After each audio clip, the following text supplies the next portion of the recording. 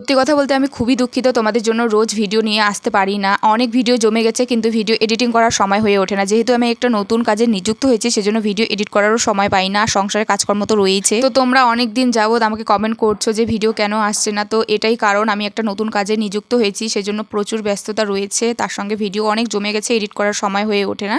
তো ভাবলাম আজকে তোমাদের সঙ্গে শেয়ার করে দিই। আর এত কম সময়ে তোমরা আমাকে এতটা পরিমাণে ভালোবাসা দেবে কখনো ভাবতে পারিনি। তো আজ হচ্ছে পৌষ সংক্রান্তি, আমি গেছিলাম ক্লাস থেকে এসে দেখি যে মা এখানে চাল গুঁড়ো করছে, তার সঙ্গে আমিও একটু হাতাপাতি করে দিচ্ছিলাম। গ্রামে যাদের বাড়ি তারা কিন্তু এই জিনিসটা চিনিয়ে থাকবে, সামগাইন দিয়ে চাল গুঁড়ো করছি আমরা, কোনো মিল থেকে ভাঙিয়ে আনি না। এটা প্রথমে ঠাকুরের কাছে যাবে, তারপরে আমরা কিন্তু এটা খাবো। এখন আমি সমস্তগুলো রেডি করে এখানে বসে পড়বো পিঠে ভাজার জন্য। আর একটা মস্ত বড় একটা হাঁড়ি নিয়ে নিয়েছি যেখানে কিনা আমি পিঠেগুলো ভেজে ভেজে রাখছি। আর এই পিঠেটার নাম অনেকেই হয়তো দেখেই বুঝতে পারছো, তবুও বলে দিই পুয়া পিঠা। তো এই পিঠাটা এখন ভাজছি। চলো আজকের মতো ভিডিওটা আমি এখানেই শেষ করছি।